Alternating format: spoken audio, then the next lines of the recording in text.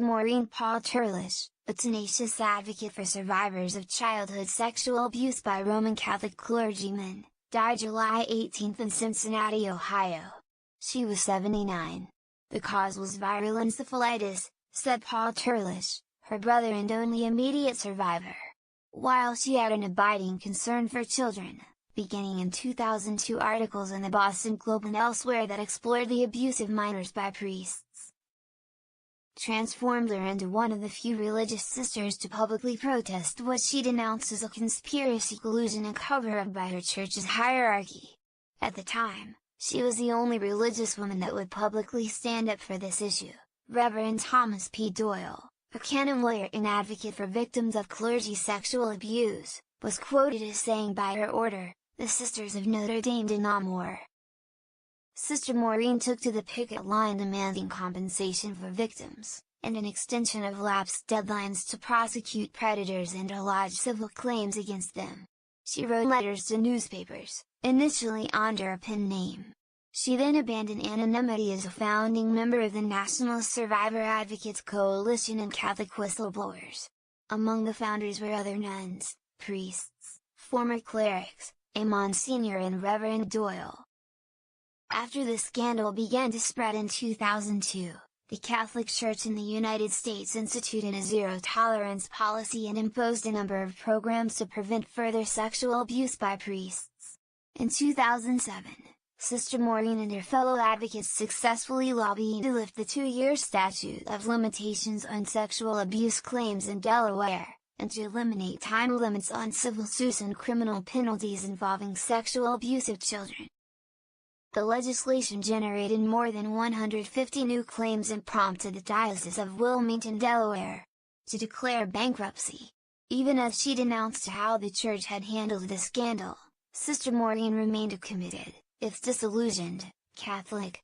In an address in 2011 to dissonant Catholics at Chestnut Hill College, a Catholic institution in Philadelphia, she said, "No longer am I the person I used to be, even 10 or 12 years ago, and although I cannot compare my loss with the loss suffered by victims of childhood sexual abuse, there is, nevertheless, loss."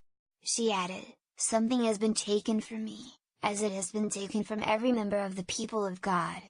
A part of me has died." Sister Maureen Ann Turlish was born in Philadelphia on July 5, 1939, to Paul and Mary Dunn Turlish. Her mother worked in a South Philadelphia brewery. Her father was president of Local 6 of the Bakery and Confectionery Workers Union and died of a heart attack at the bargaining table in 1975.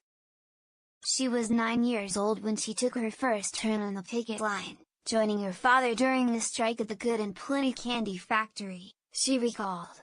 Her first exposure to the Sisters of Notre Dame was through her art teacher in high school. Her father insisted that she wait until she was 21 before becoming a nun. After working as a secretary at the Children's Hospital of Philadelphia, she entered a convent in Maryland in 1960 and took her vows in 1963. She added the name Paul in memory of her father. Sister Maureen earned a bachelor's degree in education from Trinity College in Washington, D.C., now Trinity Washington University, in 1965 and a master's degree in art education from the University of Maryland. She became an art teacher and head of the Fine Arts Department at St. Elizabeth High School in Wilmington. She had retired from teaching and, until being injured in an automobile accident this year, was living at her order's Mount Notre Dame campus in Cincinnati, where she was caring for elderly nuns.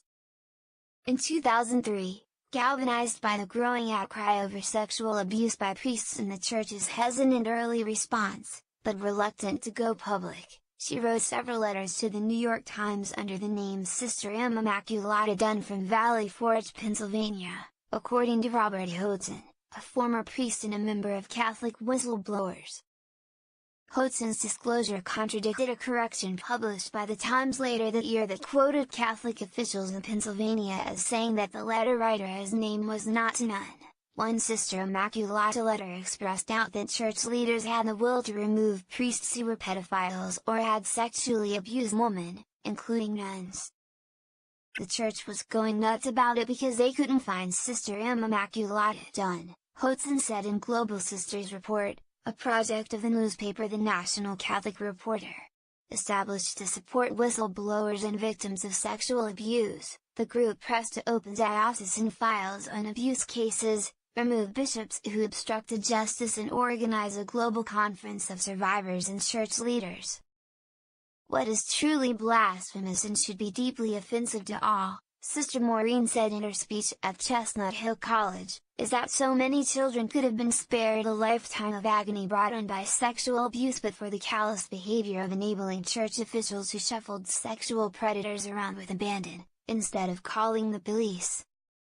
In 2008, she wrote on bishopaccountability.org, which documents the church scandal and advocates for victims. The sexual abuse of a child by a minister, priest or any religious figure is the most heinous and reprehensible of crimes, and it is called incest for good reason when it occurs in what is often described as the family of God, the church.